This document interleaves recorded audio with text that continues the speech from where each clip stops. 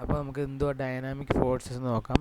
Dynamic forces are associated with accelerating masses. Accelerate ചെയ്യുന്ന മാസസിന് കിട്ടുന്ന force, generate ചെയ്യുന്ന ഫോഴ്സാണ് dynamic forces. എല്ലാ മെഷീനും നമുക്കറിയാം, മെഷീൻ പാർട്സും എല്ലാം ആക്സിലറേഷൻ ഉണ്ടാവും. അപ്പം അതാണ് ബേസിക് ഡിഫറൻസ്. അപ്പോൾ ഈ ഫിഗർ നോക്കുകയാണെങ്കിൽ ഇതിൽ ഒന്ന് static force and dynamic force represent ചെയ്തിരിക്കും. സ്റ്റാറ്റിക് ഫോഴ്സ് എന്ന് പറഞ്ഞാൽ ഇക്വിലിബ്രിയം, അതോടെ മൂവ്മെൻ്റ് ഇല്ല, സ്റ്റാറ്റിക് ആണ്. ഇവിടെ ഇപ്പോൾ ടെൻഷൻ ഉണ്ടാവാം, താഴെ വെയിറ്റ് ഉണ്ട് ആ ഫസ്റ്റ് കാണിച്ചിരിക്കുന്ന ബോഡിക്ക്. സെക്കൻഡ് എന്ന് പറഞ്ഞാൽ അങ്ങനെയല്ല, ഡൈനാമിക് മൂവിങ് ആണ്, ആക്സിലറേഷൻ ഉണ്ട് അതിന്. ഇതാണ് basic difference between static force and dynamic force. One is stationary, മറ്റത് മൂവിങ് ആണ്. അപ്പോൾ ഡൈനാമിക് ഫോഴ്സ് എന്ന് പറഞ്ഞാൽ ആക്സിലറേറ്റിംഗ് പാർട്സ് ഉള്ള മെഷീൻസും അവിടെ എല്ലാം ഡെവലപ്പ് ചെയ്യുന്ന ഒരു ഫോഴ്സാണ് ഡൈനാമിക് ഫോഴ്സസ്. ഓക്കെ, അതാണ് ബേസിക് ഡെഫിനിഷൻ.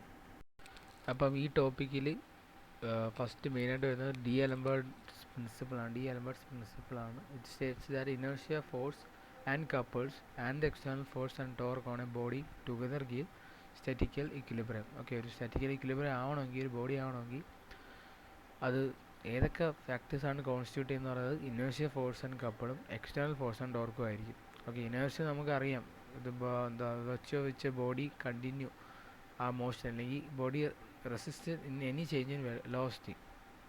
അപ്പോൾ ഇനേർഷ്യ ഫോഴ്സ് എപ്പോഴും ആക്സിലറേറ്റ് ചെയ്യുന്ന മോഷൻ അല്ലെങ്കിൽ ആ ഫോഴ്സിന് ഓപ്പോസിറ്റ് ആയിരിക്കും. നമുക്കറിയാം ഇനേർഷ്യൽ ഫോഴ്സ് എപ്പോഴും കൺസിഡർ ചെയ്യുന്നത് ആക്സിലറേറ്റിംഗ് ഫോഴ്സിന് ഓപ്പോസിറ്റ് തന്നെയല്ലേ. അതാണ് നെഗറ്റീവ് സൈൻസ് അവിടെ കാണിച്ചിരിക്കുന്നത്. Inertia force Fi = -m × Fg.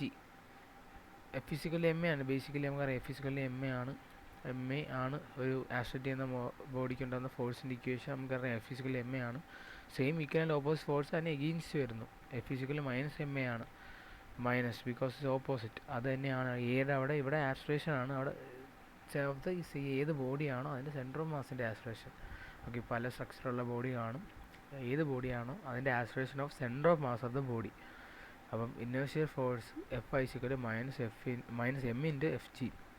m is the mass of the body and Fg is the acceleration of center of mass of the body. ഏത് ബോഡിയാണോ അതിൻ്റെ സെൻറ്റർ ഓഫ് മാസിൻ്റെ ആക്സിലറേഷൻ, അതാണ് ഇനേർഷ്യ.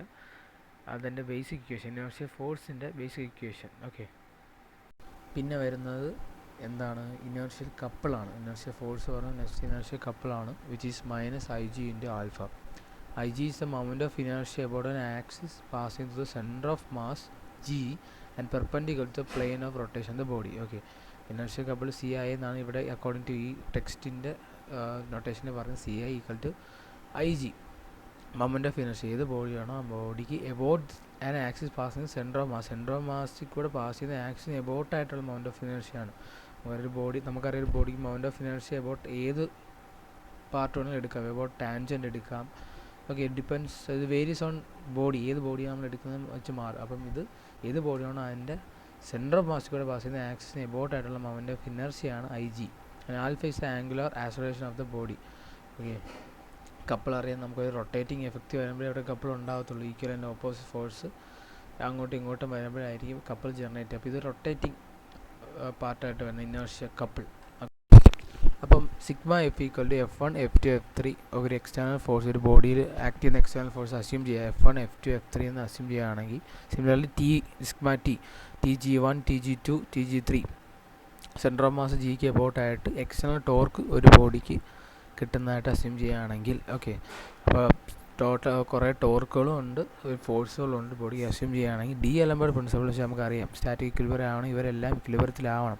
അങ്ങനെയാണെങ്കിൽ ഫോഴ്സ് ഉള്ള എല്ലാ എക്സ്റ്റേണൽ ഫോഴ്സിൻ്റെ സം, അല്ലെങ്കിൽ external force on the body F അവിടെ ഉണ്ടാകുന്ന ഇനേർഷ്യ ഫോഴ്സിൻ്റെ സമ്മും 0 ആകണം. നമുക്കറിയാം ആക്ട് ചെയ്യുന്ന ഫോഴ്സിൻ്റെ ഓപ്പോസിറ്റ് ആയിട്ടായിരിക്കും. അപ്പോൾ F + Fi = 0. അവിടെ ഏതൊക്കെ ഫോഴ്സ് ഉണ്ടോ അതിനെല്ലാത്തിനും sum, external force on a body.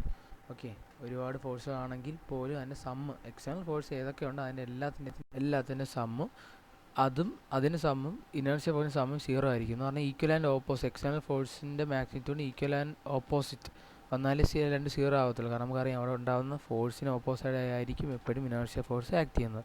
അപ്പോൾ according to D'Alembert principle F + Fi = 0. അപ്പോൾ അത് കണക്ക് തന്നെ ഇത് ഇപ്പം ഫോഴ്സിൻ്റെ കാര്യമാണ്. Similarly T + Ci = 0. ടോർക്കിന് ഓപ്പോസ് ചെയ്ത് വരുന്നതാണ് ഇനേർഷ്യ കപ്പിൾ, ഫോഴ്സിന് ഓപ്പോസ് ചെയ്ത് വരുന്നതാണ് inertial force.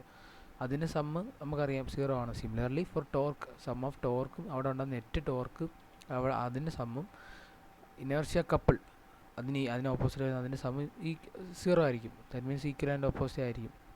This is similar to static equilibrium. നമുക്കറിയാം ബോഡി സ്റ്റാറ്റിക് ഇക്വിലിബ്രിയം ആവണമെങ്കിൽ സിഗ്മ F = 0, സിഗ്മ T = 0. ഇവിടെ ഡൈനാമിക് ഫോഴ്സാണ്, ഡൈനാമിക് ഇക്വിലിബ്രിയം, ഡൈനാമിക് മൂവിങ് ബോഡിക്ക് ഉണ്ടാവണമെങ്കിൽ സിമിലർ കേസ് തന്നെയാണ്. സിഗ്മ F = കൂടെ എന്താ ഇനേർഷ്യ ഫോഴ്സിൻ്റെയും കൂടെ സമ്മ്. കാരണം മൂവിങ് ആണ്, ആക്സലറേഷൻ ഉണ്ട്, ഇനേർഷ്യ എഗെയിൻസ്റ്റ് ആയിട്ടുണ്ട്, ഇനേർഷ്യ ഫോഴ്സ് ഉണ്ട്. ഇതാണ് ടോർക്ക് ആകുമ്പം കപ്പിളും ഉണ്ട്. അപ്പോൾ ആ ഒരു ഡിഫറൻസേ ഉള്ളൂ ഡൈനാമിക്കും സ്റ്റാറ്റിക്കും. ഇത്രയേ ഉള്ളൂ.